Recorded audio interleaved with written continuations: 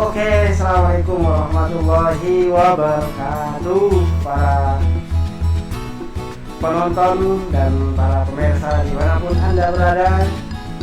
Kembali bersama kami di sini, tentunya masih di podcast Modern Amin. Oh ya, kayaknya enak kalau pakai masker ini. Kita buka masker. Buka masker dan. Oke, kali ini saya kedatangan tamu yang istimewa sekali, para penonton. Saya kedatangan tamu dari abdi negara ya. Tepatnya di TNI Angkatan Darat, pembela NKRI. Beliau merupakan salah satu keluarga besar dari alumni Pondok Pesantren Modern Nurul Amin yang saat ini sudah menjadi profesinya sudah menjadi abdi negara sebagai TNI Angkatan Darat. Ini hantam ini. Oke, di sini masih bersama saya pribadi, Bang Ito di sini selaku host dari channel Pesantren Modern Nurul Amin. Dan bagi penonton dimanapun Anda berada, jangan lupa follow kami di channel Facebook, di fanpage kami, di halaman kami, yaitu di Nurul Amin. Dan jangan lupa juga follow di Instagram kami, Pesantren Modern Nurul Amin 1. Kemudian jangan lupa lagi yang paling penting ini ya, subscribe juga channel YouTube kami, Pesantren Modern Nurul Amin. Silahkan subscribe karena subscribe sekarang masih gratis loh. Oke, saya tidak perlu untuk berbicara terlalu lama. Di sini saya ditemani oleh seorang prajurit bangsa Indonesia, prajurit Angkatan Darat. Namun saya sapa dulu. Apa kabar, Bang Komandan? Alhamdulillah baik. Di musim Covid ini masih baik ya, masih sehat. Alhamdulillah masih sehat. Kalau misalnya makan masih terasa. Makan masih terasa. Masih. Khawatirnya nanti, dan kalau sampai nafas kalau makan sudah tidak ada rasanya, kemudian dicubit tidak ada rasanya, berarti jangan terlalu dekat dengan saya. Dan kalau dicubit tidak ada rasa itu tidak di rumah ya. Oke, dan terima kasih atas kehadiran komandan di sini. Suatu kebanggaan bagi kami di sini. Sebelum kita pergi ke pembahasan yang lebih jauh, dan saya ingin bertanya dulu ini tentang kondisi sekarang ini, khususnya di Kota Pontianak sekarang ini bagaimana, Dan? Baik, assalamualaikum warahmatullahi wabarakatuh. Waalaikumsalam warahmatullahi wabarakatuh. Selamat siang menjelang sore. Iya. Mungkin pertama-tama memperkenalkan diri dulu ya. Oh, boleh.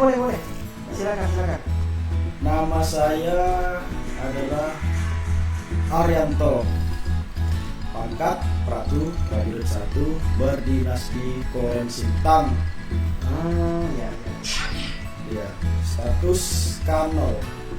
Apa? Bukan waktu Dan? Kanol. Apa? Kalau ibaratnya dari kami itu kan ada yang K1, K2, K3, Kanol. Tidak, status saya tidak Kanol. Kalau K itu keluarga, Kanol itu keluarga, 0 tidak punya anak, belum punya anak gitu. Kalau K1, K2 itu menyebutkan angka anaknya. Tapi kalau saya status alhamdulillah bujangan. Oh, bujangan. Ya, Alhamdulillah. Jadi para jomblo di sana yang ingin mencari pendamping abdi negara, silakan daftar di sini dan hubungi nanti di kontak di bawah ini ya. Ya, dihubungi nanti ya. Untuk umur saya pas bulan ini 27 tahun. Alamat tinggal di Pontianak. Ya, sehari-hari kerja di militer sebagai media.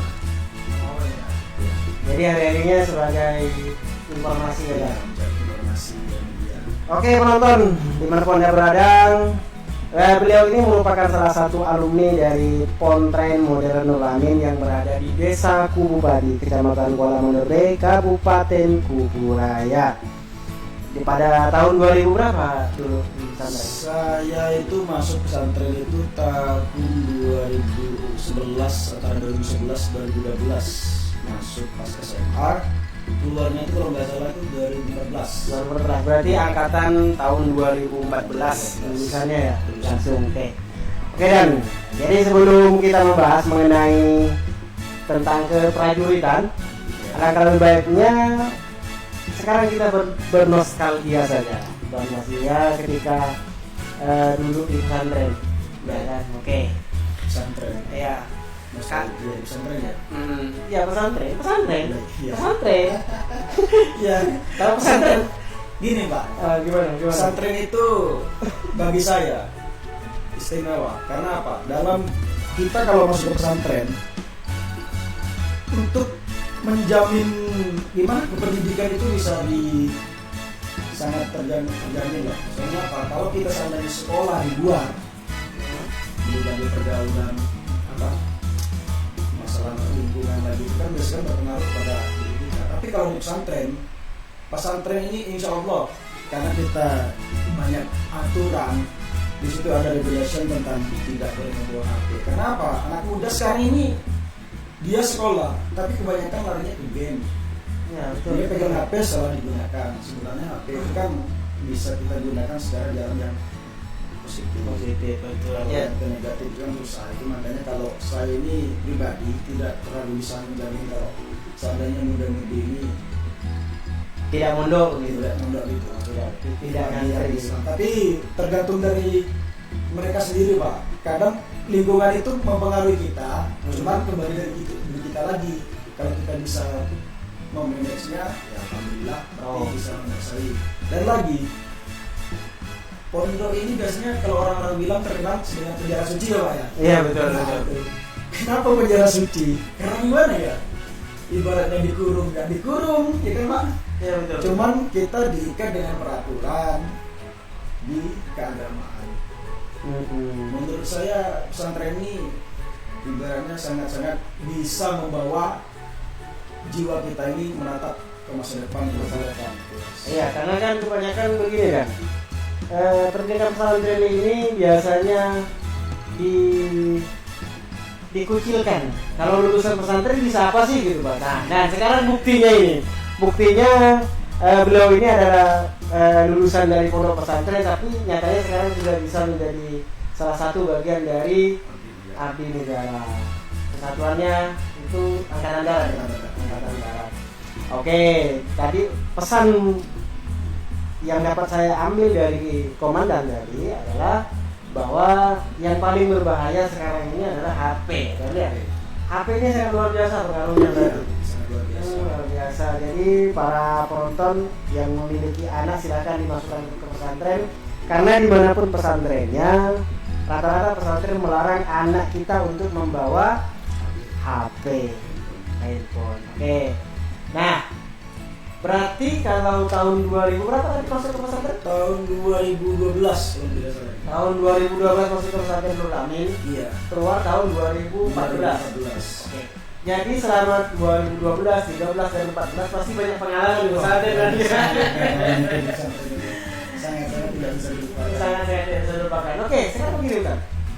Hal yang paling momen yang paling tidak bisa dilupakan waktu di pesantren itu apa ya?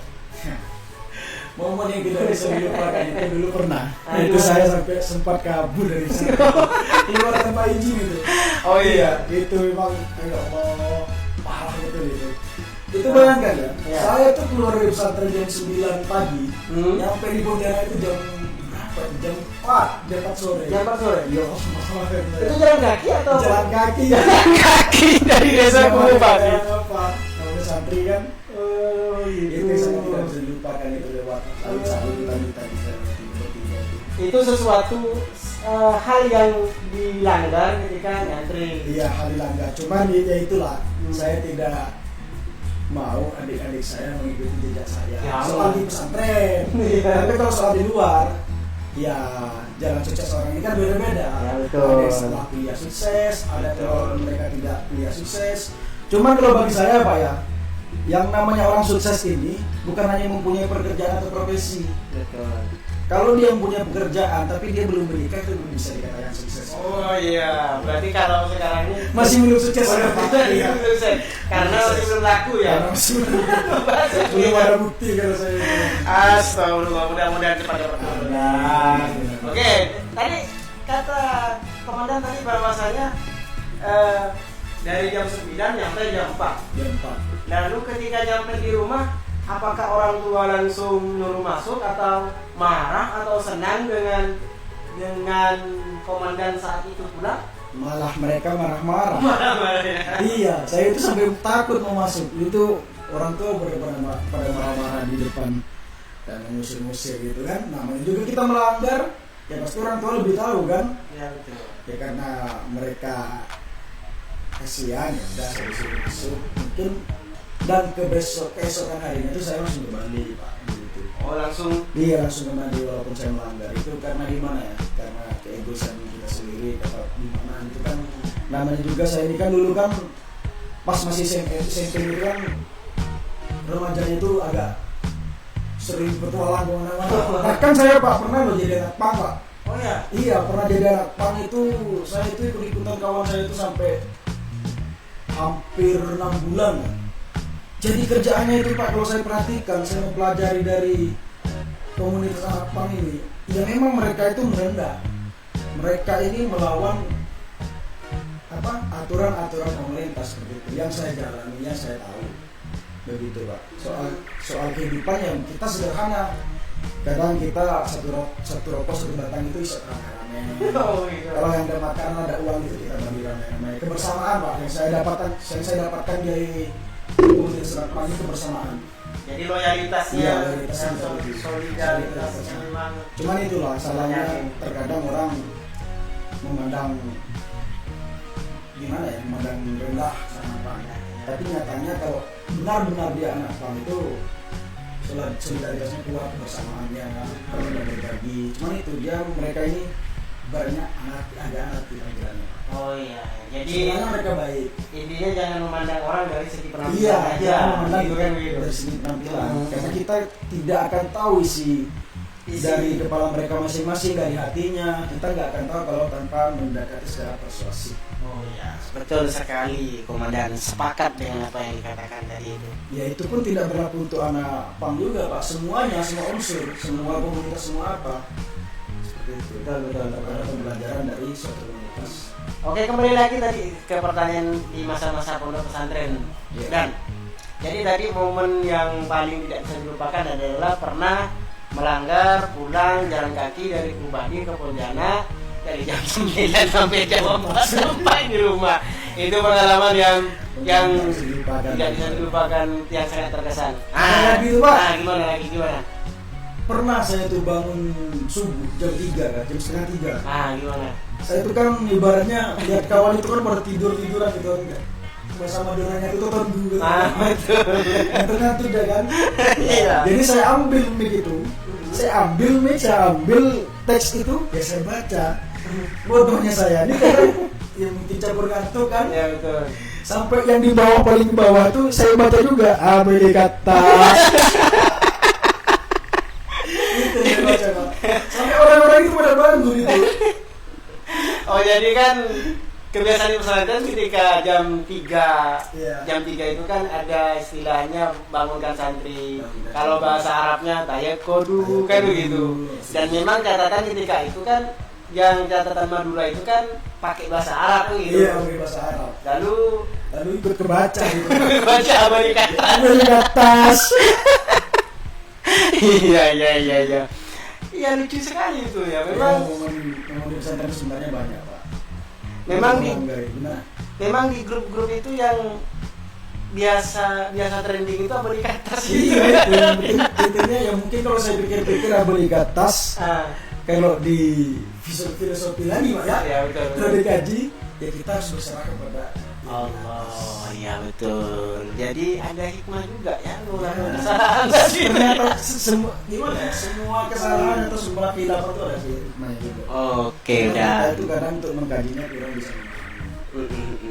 Oke, Dan. Jadi begini lagi, Dan. Pernah nggak sih Kiai memberikan pesan kepada komandan ketika berada di luar. Nah, kalau berada di luar jaga ini atau memberikan sebuah ijazah amanah apa gitu. Pernah ada? Pernah. Apa salah satunya yang kita sharing di sini? Beliau pernah sampai bahkan beliau pernah datang ke bibi saya. Oh iya. Beliau itu memberikan saya sebuah amalan di dalam surat Muhammad yang terakhir. Iya.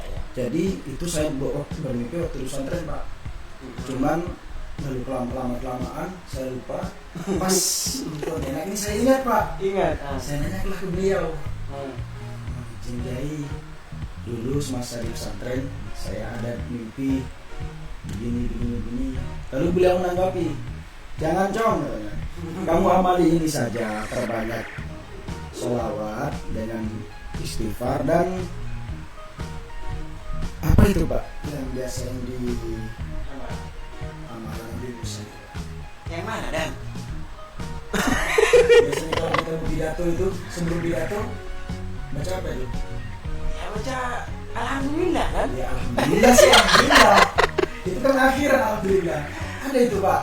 Cuma itu kalau nggak salah tuh 100 kali itu tiap sholat. Juga Kiai mau berpesan kepada saya untuk selalu menjaga perasaan orang. Jaga perasaan orang. Ya terus? Selalu menjaga perasaan orang serta selalu menghormati yang lebih tua daripada kita. Walaupun yang lebih muda itu harus dihormati juga. Dihormati, Ya. disayangi ya Disayangi, supaya kita dihormati sama orang juga. Betul sekali itu. Dan kalau berbicara tentang harga menghargai itu kita Iya, harus harus menghargai. apalagi menjaga perasaan orang. Iya, wajib itu. Karena kalau sudah orang sakit hati kepada kita, apapun biasanya dilakukan kan? Iya. Itu sangat bahaya dan ya. Kalau komandan sih nyaman. Kalau misalnya ada masalah langsung buka pistol, tembak. Gitu. Kalau itu sih yang kita takutkan takut sarung kita tuh besar.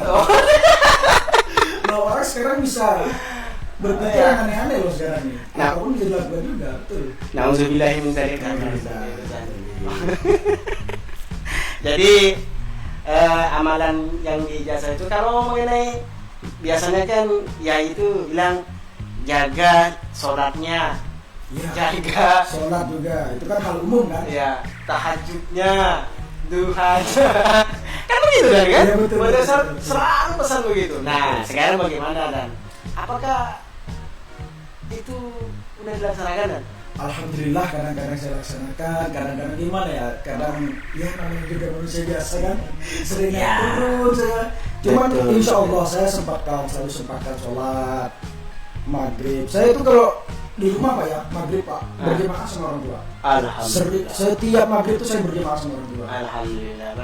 Ya jadi memang yang diwasiatkan ke kita, maksudnya yang disampaikan ke kita, dipesankan ke kita sebagai alumni Nurul Amin itu ya selalu bilang sholat berjamaah kan begitu kan. Kalau tidak bisa duhur, asar tak bisa asar, maghrib tak bisa maghrib, isya tak bisa isya, subuh. Nah bahayanya kalau yang tak bisa. Itu Pak, saya ambil satu kali dalam sholat 5 waktu itu untuk berjamaah sama keluarga. Alhamdulillah. Yang paling nganukan biasanya maghrib. Ya betul. Saya ambil berjamaah sama orang tua. Kadang setelah maghrib itu kalau mau isya, kalau ada kesempatan mau berjamaah, kalau pas masih ngumpul Ya berjamaah. Kalau nggak emang udah pada kesibukan semua, kadang masing-masing. Ya intinya kita jaga sholat, jaga perasaan orang supaya orang tidak sakit hati dengan kita pun bergaul dengan orang Pak. Iya betul. Karena orang yang bisa menjaga perasaan orang lain itu akan banyak kawan kan. Iya, Pasti juga. pastinya. Siapa yang nggak senang kalau membuat hati orang senang terus? Iya, Gitu.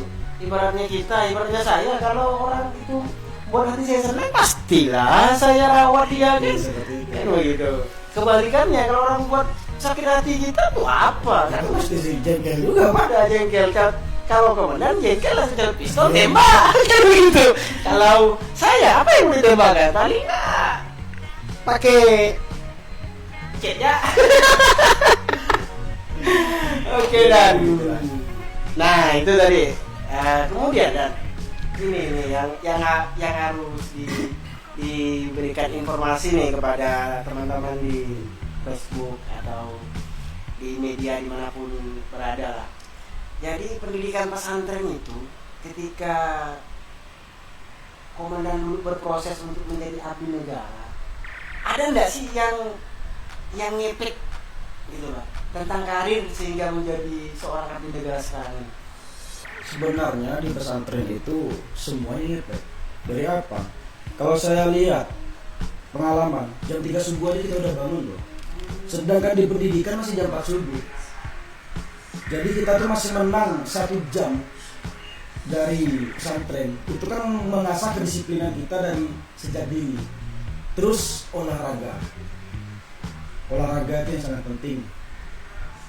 Dari olahraga saya bisa, waktu itu Pak ya, pas waktu tes di jasmani itu alhamdulillah saya peringkat 1 Pak. Waktu tes lari saya, push up saya, restart saya, semua renang saya itu dapat peringkat 1 saya Pak.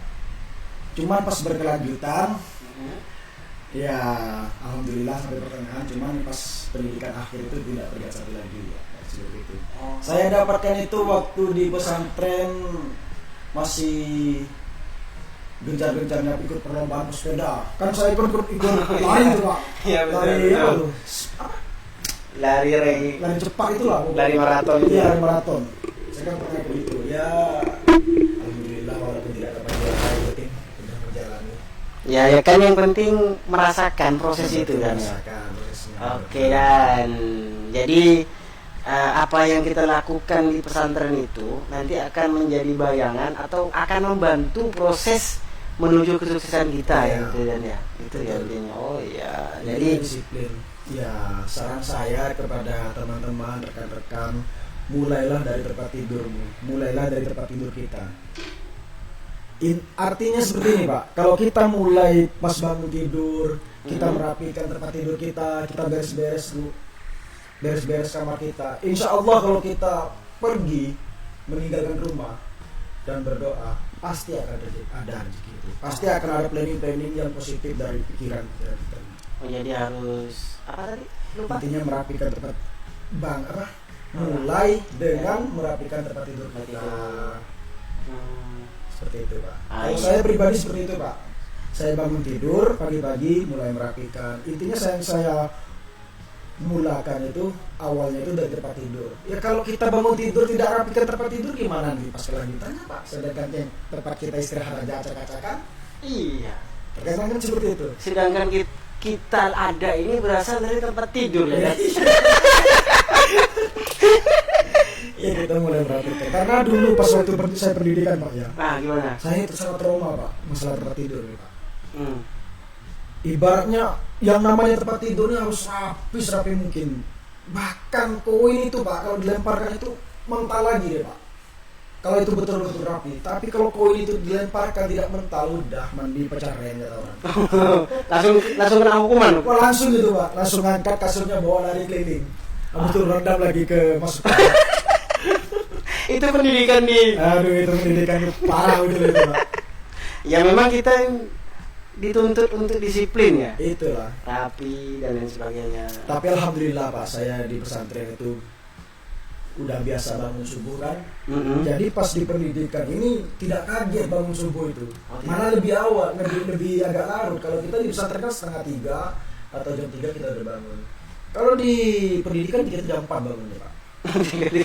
Iya, jam 4 kita persiapan sholat subuh. Setelah sholat subuh kita baru lari. Seperti itu setiap hari selama 8 bulan. Selama pendidikan pendidikan memang gini. Ada enggak diistimewakan itu Pak? Maksudnya biasanya kan gini. Ada enggak lulusan pesantren ini ada enggak diistimewakan ketika masuk ke TNI? Kalau TNI ini Pak ya kita itu nggak ada istimewa dan istimewa Pak. Ya. Kita pukul rata semua suku itu kita samakan. Cuman kalau pas ada kegiatan keagamaan, seperti cendera di masjid, itu pasti yang diprioritaskan yang dari pesantren. Iya. Oh jadi memang ada khas sendiri ya di situ ya. Tapi kalau untuk kegiatan biasa itu pukul rata semua Pak, sama semua. Itu masukku Jawa, Madura, Gaya, Bugis, Melayu itu semua sama Pak. Disapu habis. Tidak ada pandang bulu. Terkecuali kalau udah di masjid. Memang semua di masjid sama Pak kita Pak. Kita tetap buka sendal. Iya, Mau betul. jenderal sekalipun tetap buka alas kaki. Mm-mm. Kalau di masjid. Cuman itu yang diprioritaskan yang sudah bisa imami, yang betul-betul siap mentalnya untuk imami, jadi imam seperti itu. Ya biasanya dipanggil tuh yang lulusan pesantren gitu Pak. Lulusan pesantren. Ya alhamdulillah saya itu pernah Pak. Nah, gimana pengalamannya Dad? Pengalaman saya itu pas ditanya yang lulusan pesantren, ya saya angkat tangan gitu kan. Pas detik itu juga saya suruh maju ke depan jadi imam. Langsung jadi imam di Iya, sana. benar. Subhanallah. Bayangkan Pak, saya di pondok pesantren gak mau jadi imam. Di sini jadi imam, ya Allah. Iya. Itu luar biasa sekali itu Pak. Itu mau di hutan, mau di masjid, itu kadang saya sering tuh Pak. Kalau tidak saya, ada juga teman rekan saya yang bisa jadi imam. Jadi imam, Iya, ya. ada yang dari pesantren juga Pak.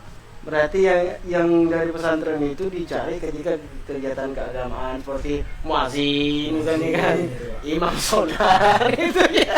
Iya. Tapi itu menjadi suatu kebanggaan sendiri loh kan? Ya, itu menjadi kebanggaan tersendiri untuk kemenonjolan kita. Cuman Ya. itulah, walaupun kita sudah seperti itu, jangan kita ibaratnya sombong, tetap rendah hati.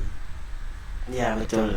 Itu rendah hati memang harus. Harus rendah hati. Nah, lagi Dan, selanjutnya kita lanjut lagi Dan, kita santai saja. Baik para penonton, mungkin nanti ketika ada ingin yang ditanyakan mengenai tips untuk menjadi seorang abdi negara, seorang TNI, silakan ditanya di kolom komentar. Insya Allah ketika kami masih belum berakhir dan pertanyaan masuk, kami akan jawab nanti.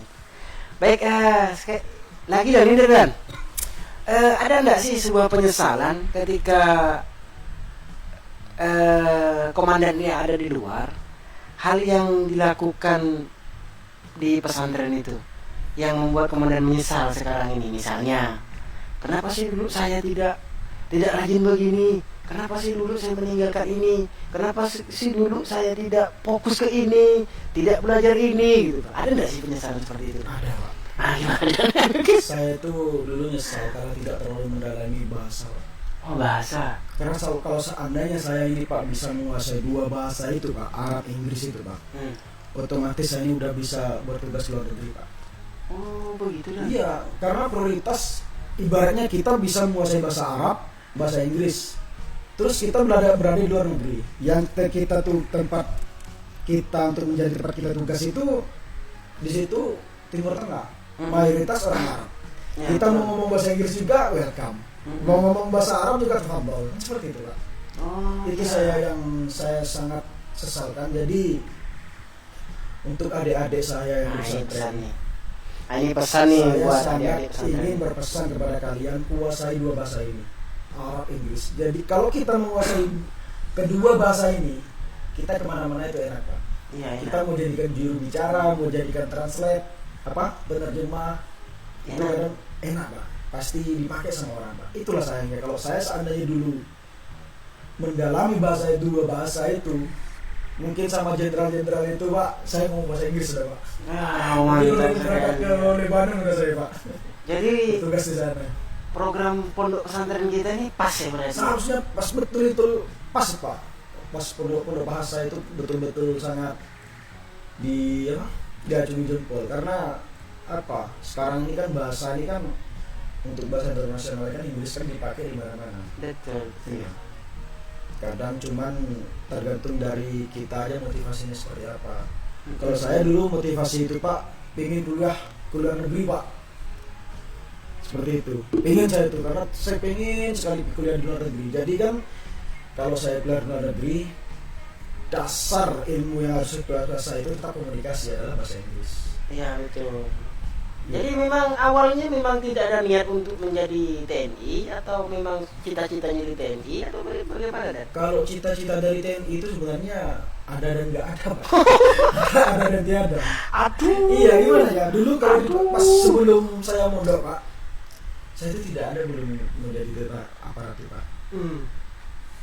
Pas di pondok jalan 1-2 tahun lihatlah si abangnya Nur tuh Pak, kan pernah datang. Oh iya betul. Kayaknya gagah gitu kan. Saya jadi itu. Ya dari situ saya mulai menjaga fisik, menjaga kesehatan untuk ikut tes. Oh, Dan alhamdulillah saya ikut tes tuh Pak 4 kali baru lolos Pak. 4 kali perlu lolos 4 ya? kali. Karena apa? Kita itu kalau tes banyak cobaannya Pak. Ibaratnya kalau kata bahasa Pak anak kuliah itu skripsi, itu langsung udah kita hadapi. Bayangkan Pak setebal ini yang kita urus itu belum kita tulis tangan, belum kesel kemarin itu betul-betul kayak gak asing lah kalau saya pikir. Cuman ibaratnya kita sabar, tetap menunggu hasil. Alhamdulillah. Jadi tidak sekali langsung lolos dan ya waktu itu ya. Tapi ada juga yang sekali langsung lolos, tergantung rezeki kita. Tergantung juga garis tangan kita. Karena ya kalau memang garis tangan kita ke abdi negara ya udah ke abdi negara kan seperti itu.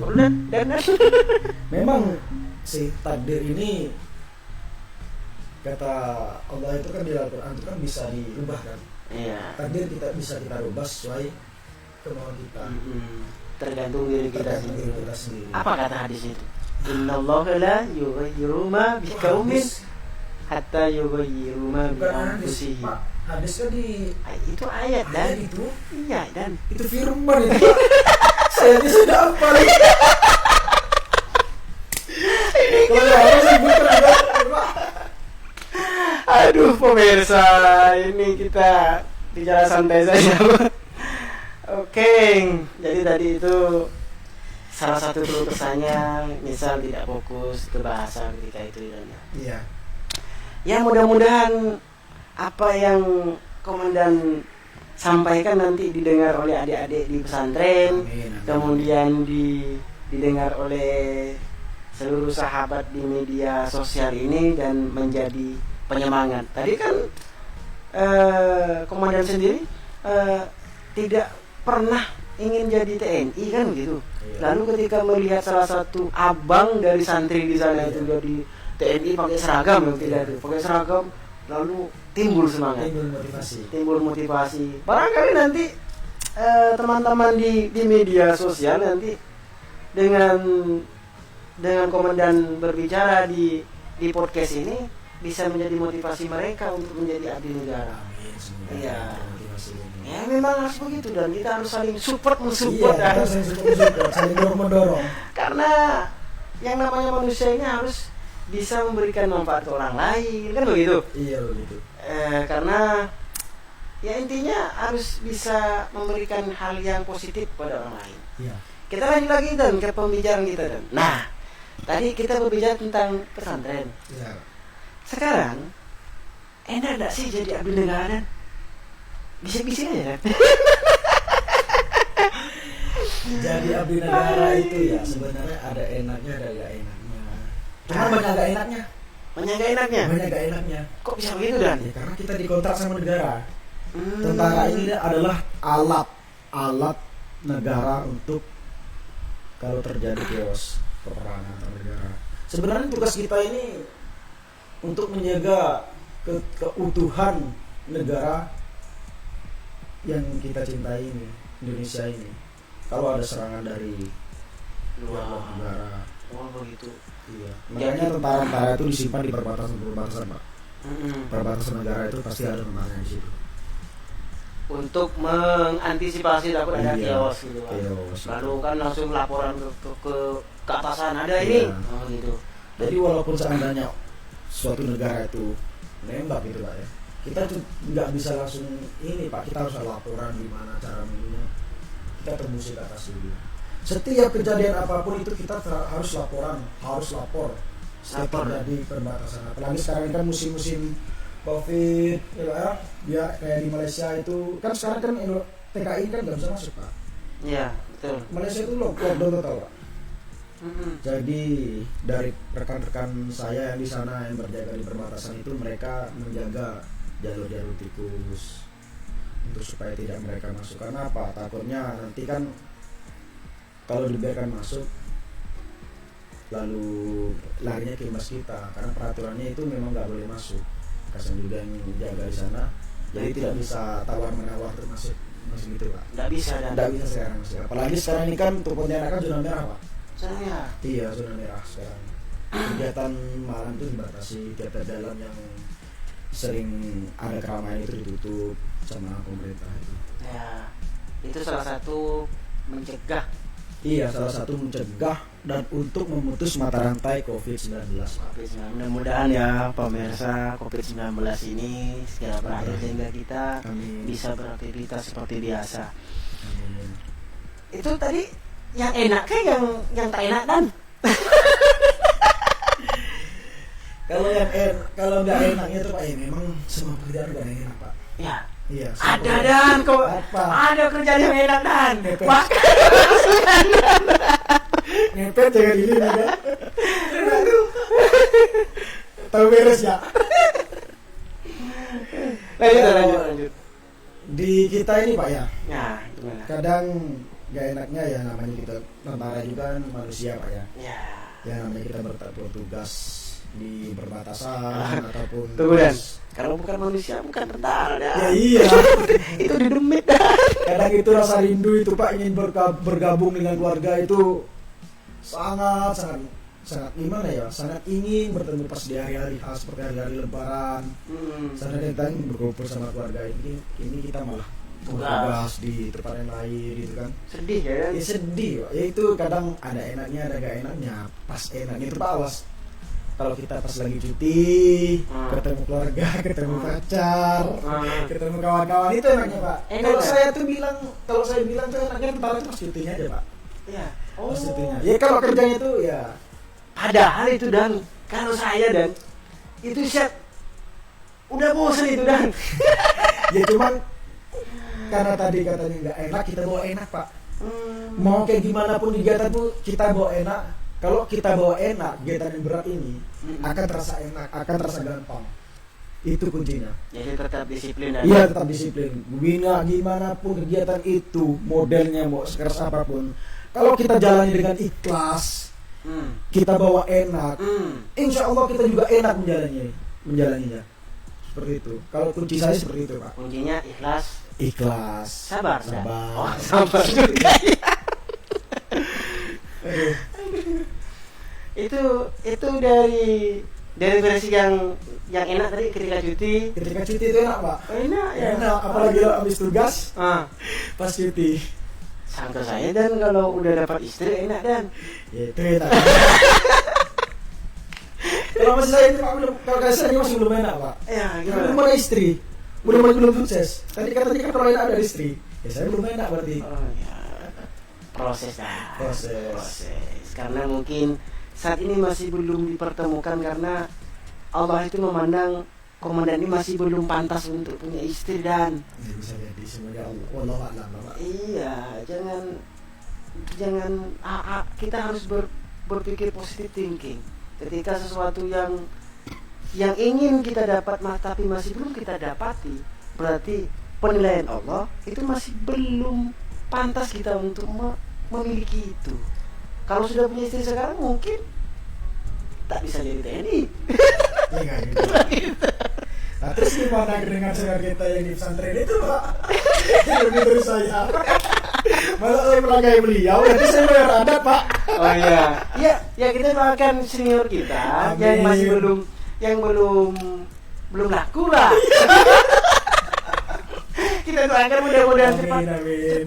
cepat lah. Iya supaya saya cepat langsung nyusul yang gitu Pak. Iya, mudah-mudahan ya Dan. Iya amin. Oke, kita lanjut lagi Dan. Oke. Tadi enak dan enggak enaknya. Oke, dalam kesatuan itu biasa kalau sekolah kan ada SMP, ada SD, ada SMA, tentu ada jenjangnya. Iya.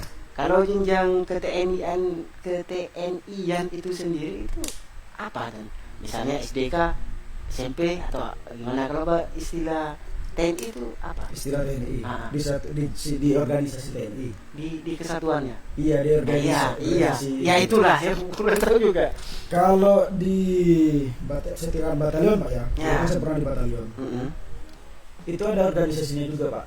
Itu ada yang sebagai danjon. Danjon itu adalah komandan batalion.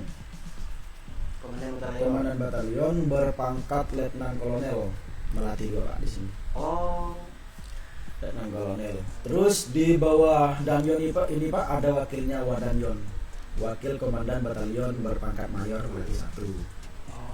Di bawah wadanyon itu ada yang namanya danki Pak. sebenarnya belum dangki dulu, ada staf-stafnya. Oh, ada staff. Ada staf-staf, ada staf op, staf pers, staf intel, staf bintal. Bintal itu bagian pembinaan mental kerohanian, Pak. Agama rohani. Itu ya. Iya. Kalau mengenai kepangkatan, Kepangkatan Pak ya. Pangkat itu banyak sih Pak. Ada dari Tamtama, Bintara, dan Perwira. Kalau kelas Tamtama ini Pak seperti saya, Prada, program pertama. Pratu, Raka, Kopda. Kopda ini Kopral 2. Iya, tadi kan Prada prajurit 2, Pratu prajurit 1, Raka prajurit kepala, Kopda Kopral 2, Koptu Kopral 1, Kopka Kopral kepala. Kalau yang Bintara itu Pak, ini agak lumayan panjang nih Pak. Ya, enggak apa-apa, kita Bintara kan ini Pak Sersan 2, Sersan 2, Sertu Sersan 1, Serkal Sersan 3, itu kuningnya 3. Serma Sersan Mayor. Terus Pelda Pembantu Letnan 2. Peltu Pembantu Letnan 1. Kalau nggak salah gitu sebenarnya. Oh gitu. Ya mohon maaf kalau saya salah. Ya. Jadi Terus kan, ke dulu Pak. nah ya terus. Yang ke perwiranya Pak ya. Ya perwira. Perwira ini Pak ada Letda. Letda itu Letnan 2. Satu di sininya. Letu Letnan 1. Terus ketiganya Kapten. Kapten itu di sini Pak, 3 Pak. Terus setelah Kapten itu ada Mayor Melati 1, Letnan Kolonel Melati 2, Kolonel Melati 3, baru ke Jenderal. Jenderal bintang 1 itu Brigjen Pak, Brigadir Jenderal. Kalau bintang 2 Mayor Jenderal, bintang 3 Letnan Jenderal, bintang 4 baru Jenderal Pak. Kalau bintang 4 itu seperti Kasat, Kepala Staf Angkatan Darat, dan Panglima TNI bintang 4 Pak. Bintang 4. Iya. Oh, jadi kepangkatan ada 3. Jadi Iya. ada perwira, Ada Tamtama, Bintara, dan Perwira. Tamtama, Bintara, Perwira. Yang Tamtama, Yang Tamtama ya seperti saya ini, Prada, Pratu, Raka, Kopda, Koptu, Kopka. Jadi posisi komandan sekarang ini Saya Pratu Pak, prajurit 1. prajurit 1. Iya. Oh ya, alhamdulillah. Mudah-mudahan nanti tahun depan jadi Prada. Oh, kok Prada lagi Pak? Inilah dan kalau orang tak ngerti nih. Aduh, susah ya Pak. Pangkat. Itu doa yang tak baik dan ya. Doa. Mudah-mudahan jangan, maksud saya begini dan Praka. dan Prajurit kepala. nah, berarti kepala lalu naik lagi nanti jadi Kopda Kopral 2. mudah-mudahan nanti pas bisa jadi Jenderal TNI kan. jadi Panglima TNI. Aduh, siapa yang tahu dan nasib orang ini? Iya, nasib orang nggak tahu, Nasib orang tidak ada yang tahu. nggak mungkin sampai tampil Jenderal gitu.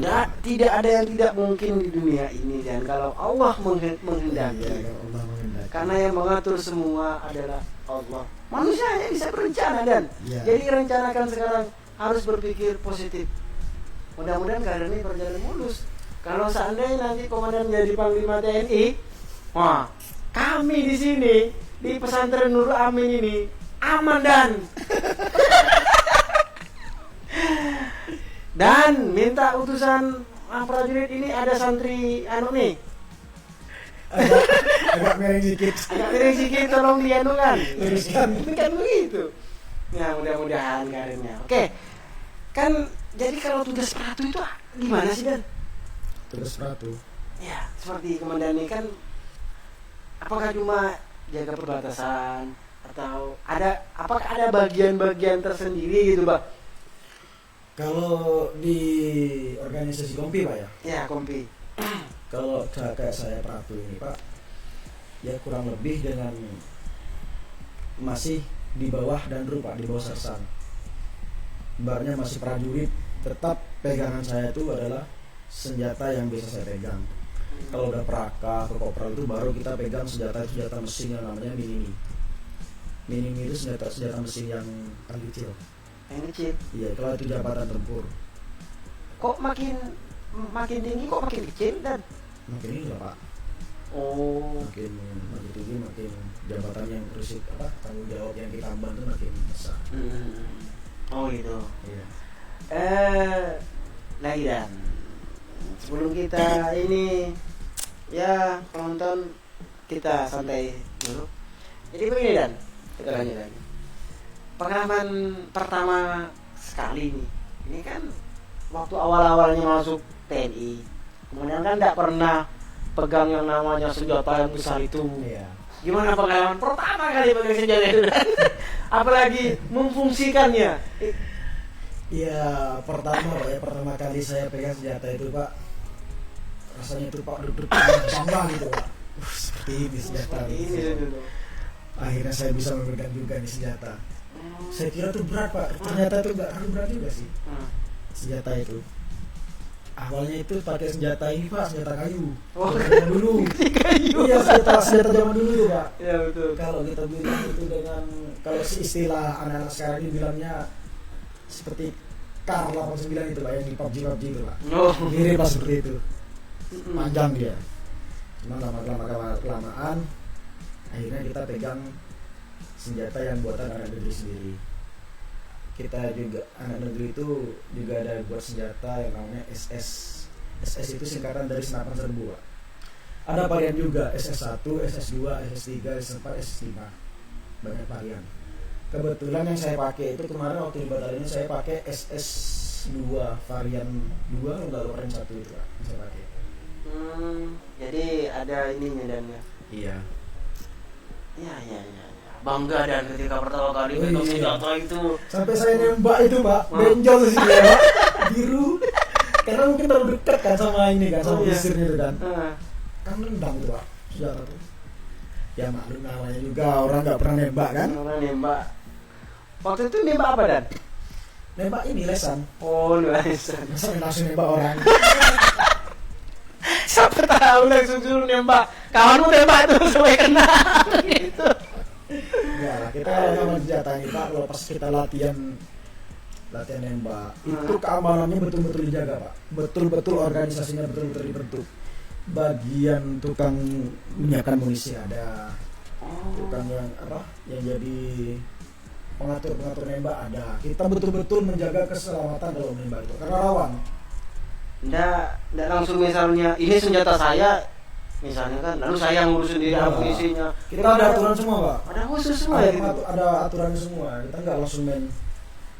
Kalau misalnya mau eksekusi, misalnya mau nembak gitu, kita harus laporan dulu Dan. Ya laporan dulu kita. Kalau misalnya atasan kita tidak aktif, lalu kita kena tembak Dan. Atasan kita namanya kan. Enggak, kalau misalnya kita berada di sebuah tempat gitu Pak, kita jalan kan, kemudian tiba-tiba orang gitu Pak. Yang kita lakukan pertama kali itu Pak mencari perlindungan. Perlindungan. Berlindung. Intinya berlindung dulu. Kalau misalnya tidak dapat berlindung, ya gimana lagi? Asal. Kalau udah ibaratnya lapang gitu kan, pada pasir gitu kan. Berlindung di mana? Iya. Mau lapang. Sementara kan senjata kita ada nih. Iya, kita ada. Senjata ada. Orang menyerang kita. Iya. Apakah itu kita harus instruksi dulu untuk laporan untuk nembak? Iya, instruksi dulu. Instruksi. Kalau seandainya yang di atasnya tidak merespon instruksi itu bagaimana Dan? Di atas tidak merespon. Iya, misalnya sinyal gangguan, kita kan nggak tahu nih. Ya udah, kita mau nggak mau daripada kita tertembak mending kita yang nembak. Jelas suruh musuh. Iya. Tapi secara aturan salah nggak itu? Secara aturan. Iya, secara aturan salah karena tidak ada SOP-nya ya kalau kan bisa jadi kalau di hutan kita kan kurang sinyal Pak. Betul. Iya. Dan juga sebenarnya kita kalau malam gitu kan, kita itu Pak main sandi Pak. Oh sandi. Siapa tahu itu pasukan kawan. Kita juga nggak bisa sembarang nembak Pak. Oh ada sandi juga ya? Ada sandinya Pak. Waduh kalau misalnya misalnya nih Dan, iya. Komandan ditugaskan untuk hutan. Iya. Hutannya pas di Pak Laut tuh. Ya. Misalnya komandan satu rombongan kan, iya. mau nangkap lawan di sana, contohnya Dan. Iya. Kemudian saya masuk ke sana. Iya. Lalu saya tak tahu sandinya, Misalnya ya udah dia musuh. dia musuh, ditembak kan Dan? Iya, karena kalau sandi ini Pak, karena kita udah dikoordinasikan dari awal. Oh. Terus kawan-kawan itu juga dikasih tahu sandinya ini. Hmm. Sandinya ini, kalau saya sebut ini jawabnya ini, berarti itu kawan. Ya Misal kalau bukan udah itu tawan. tembak.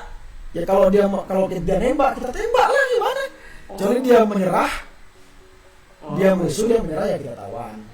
Namanya tawanan perang kita tidak boleh kita katakan karena namanya tawanan perang. Seharusnya itu aturan, nggak tahu aturan perang atau perang dunia apa nggak tahu itu.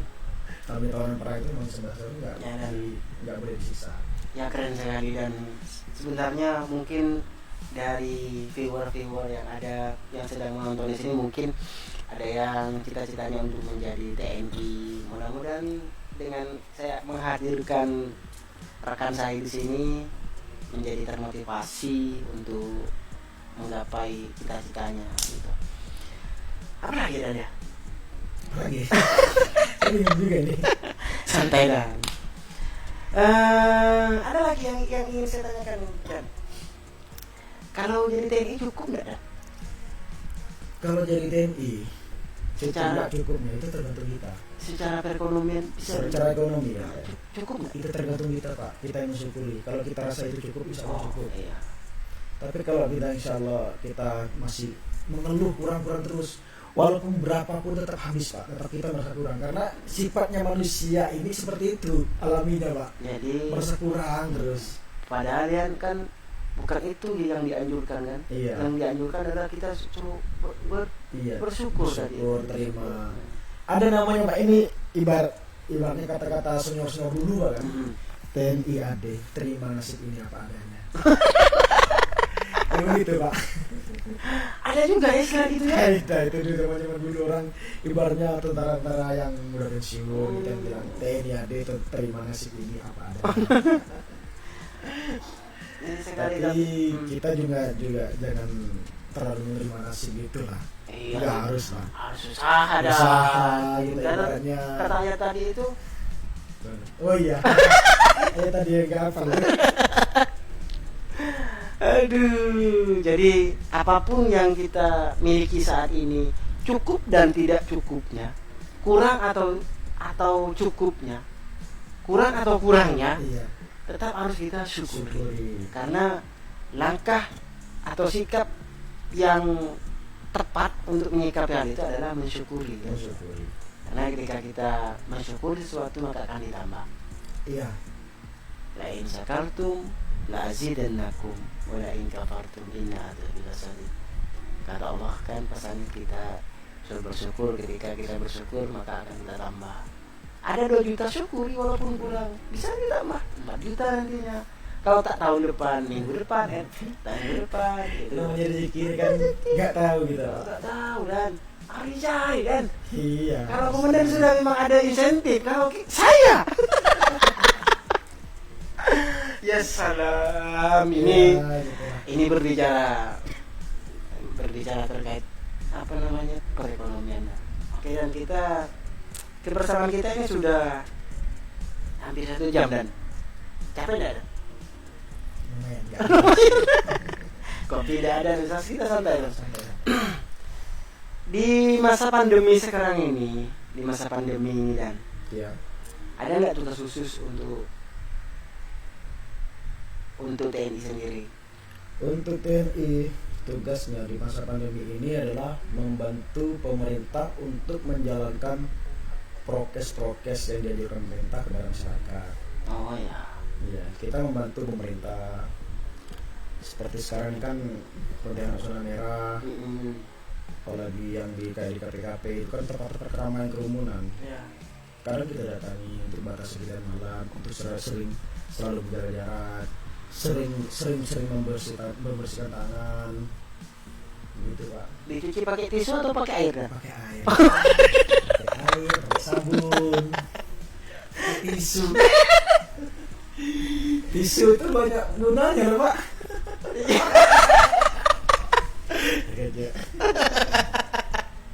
Emang banyak gunanya tisu. Iya, siapa bilang yang tak ada Multifungsi. multifungsi untuk pelpel, Nah, untuk iya. lap-lap kan, itu ketika kita habis makan kita gunakan tisu. Kalau di kampung-kampung kan biasanya serbet. Kalau di kota kan rata-rata tisu. Terserah. Tapi tisu banyak tisu kan? Tisu kan? Banyak merek juga. Ada Pasio. Ada pokoknya bla bla bla. Belum kita aduh ya Robby. Gimana Pak? Tunggu dulu. Kita sapa dulu penonton. Ya. Baik penonton, dimanapun Anda berada yang masih setia menemani kami di sini, menemani saya bersama rekan saya di sini, seorang abdi negara TNI Angkatan Darat. Mungkin ada hal yang ingin ditanyakan atau ingin disampaikan, silakan melalui kolom komentar. Insya Allah akan nanti kami akan jawab. Tapi kita 10 menit lagi, 5 menit lagi kita sudah closing. Dan saya minta bantu ya, minta tolong ya ke viewer yang masih setia, tolong di follow di Instagram kami di Pontren Modern Nurul Amin 1, kemudian di fanpage kami di Nurul Amin di yang ini tolong diikuti dan tekan tombol loncengnya sehingga ketika kita live nantinya akan muncul notifikasi. Dan satu lagi, minta tolong dong untuk di subscribe channel YouTube kami Pontren Modern Nurul Amin, karena subscribe Anda nantinya akan berguna untuk kami untuk sebuah pengembangan di pondok pesantren kami. Dan apabila ingin tahu tentang informasi pondok pesantren kami, silakan diklik di website kami www.pontrenmodernulamin.com. Oke, dan terakhir dari saya, dan silakan open closing statement dan berikan kata-kata bijak kepada pendengar, kepada santri yang sedang ngantri, ataupun kepada alumni yang sekarang sedang berjuang untuk mencari kesuksesan. Dan silakan Dan. Baik. Saya berharap pada adik-adik saya yang di pesantren, rajin-rajinlah kalian belajar, kalian cari jati diri kalian menonjol dalam hal apa, bidang apa itu kalian tekuni, tapi tidak juga melupakan hal-hal pembelajaran yang lain. Intinya ingat pesan kiai, selalu jaga sholat, selalu jaga perasaan orang. Ingat dari kata-kata dari saya, mulailah dari tempat tidur kita rapitkan. Kalau kita setelah bangun tidur, baca doa setelah bangun tidur, mandi siap, karena dari situ awal mula kita untuk siap bekerja. Kalau awal mulanya kita udah berantakan, ya gimana mau nyampe pertengahan sampai ke ujungnya pasti berantakan. Kalau awalnya udah kacau balau ya susah itu. Intinya kita awali dengan merapikan tempat tidur kita, merapikan semua kamar-kamar kita. Disitulah kita akan enak untuk keluar dari rumah untuk mencari nafkah, karena pasti nggak akan kepikiran yang di rumah. Betul sekali.